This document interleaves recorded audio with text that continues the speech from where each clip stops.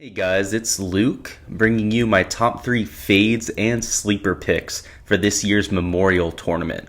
In this video, it'll be my reaction to some of the expected ownership numbers that I have calculated over the week, as well as what I'm doing with some of those players with either a really high ownership or non-existent ownership this week. If you're new to DFS or fantasy sports in general, avoiding players that have high ownership percentages is typically a good thing, and playing players that have expected low ownership is typically advantageous as well. Obviously, if a popular play is extremely likely to do well, they're a smash play or whatnot, go ahead and play them.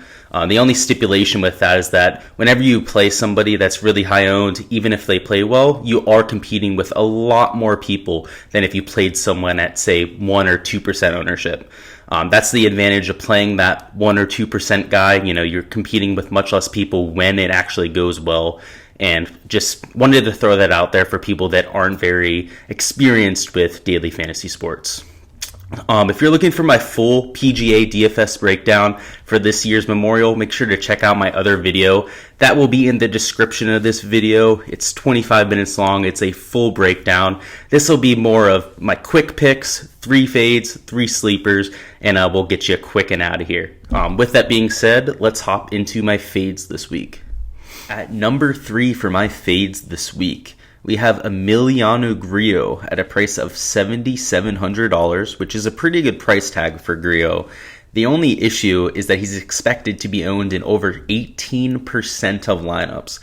That's a very high number for Grillo. We've actually seen higher over the last few weeks, and it's paid off before. But Grillo's in a stretch of golf that he's unlikely to sustain. He looks great on paper if you look at his finishing position, finishing in the top 25 in 3 of his last 4 events. That's great.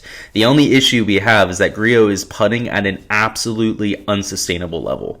We've seen him gain putting in 8 of his last 12 rounds, which is excellent. A lot of the top putters in the world would take that.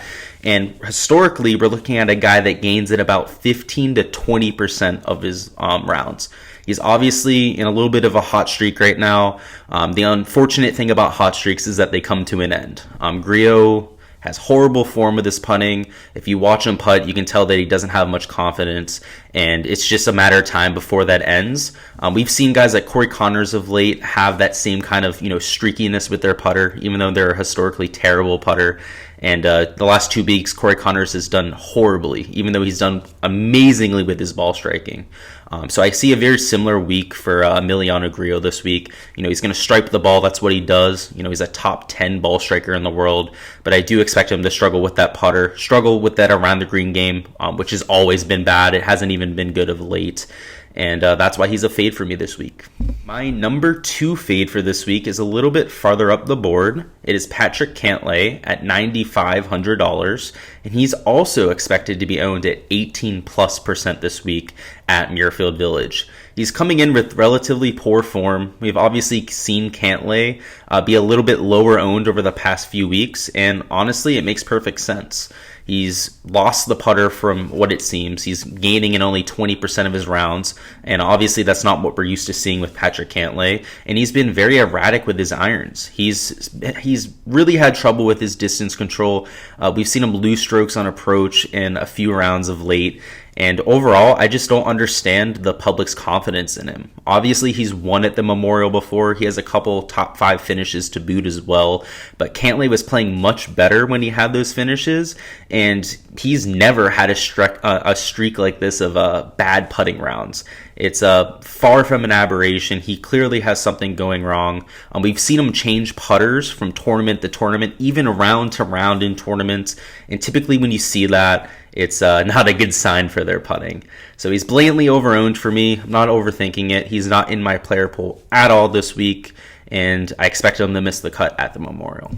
My number 1 fade this week, and the one that's most likely to bite me in the butt, is Collin Morikawa, coming in at, I believe, $10,500, and also expected to be owned over 20% this week in DraftKings. That is a substantial number for Collin Morikawa. We all know him to be one of the best iron players in the world. And last year at the Workday, he absolutely took apart Muirfield Village. The only problem with that is that it was at the workday and not the Memorial. Those tournaments played completely different. If you guys take a look at my DFS preview, you'll know exactly what I'm talking about. But I do not draw any comparisons between those two tournaments. One was soft, relatively wide open rough, not penal at all. And then the Memorial was firm, fast with lush rough. You were looking at a major-esque field versus a relatively weak tour stop. And as a result, I'm not putting much steam into that finish for Morikawa at all.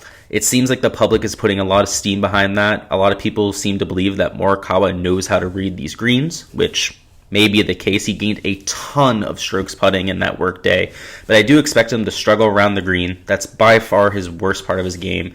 And obviously, of late, his putting has not been on form. If you look at him last week, you look at him at the PGA Championship, you could just see that he was struggling with the putter. He wasn't knocking down many birdies, despite leading the field in ball striking. And even if he leads this field in ball striking, which is he's more than capable of doing, that short game is just not going to be enough to contend. And that's why he's a fade for me this week.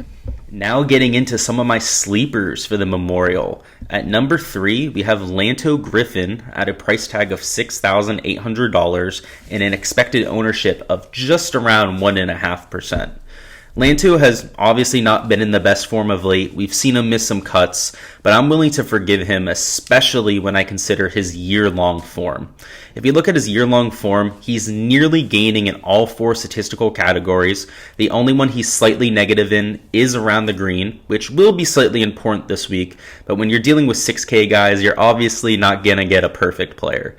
Best of all, though, with Griffin is that he's amazing on bent grass greens. We've seen him gain over 0.6 strokes per round on the bent grass surface, and he still gains over 0.4 per round on all surfaces on the PGA Tour. So at a lower price tag than we're used to seeing, relatively good course fit as well, as he's straight off the tee, can get streaky with his irons. I love Lanto this week, and he'll definitely be easy to get leverage on at that 1% ownership. At number 2, we have Russell Henley, a $7,200 golfer at an expected ownership of just 3%. So just like Lanto, Russell Henley is coming in with relatively poor form. He has missed a few cuts of late, even though just slightly missing the cuts. But over the years, we've seen Russell Henley be one of the best putters on tour, and of late, he's been one of the best ball strikers on tour. He's a top 10 shots gained approach player in this field.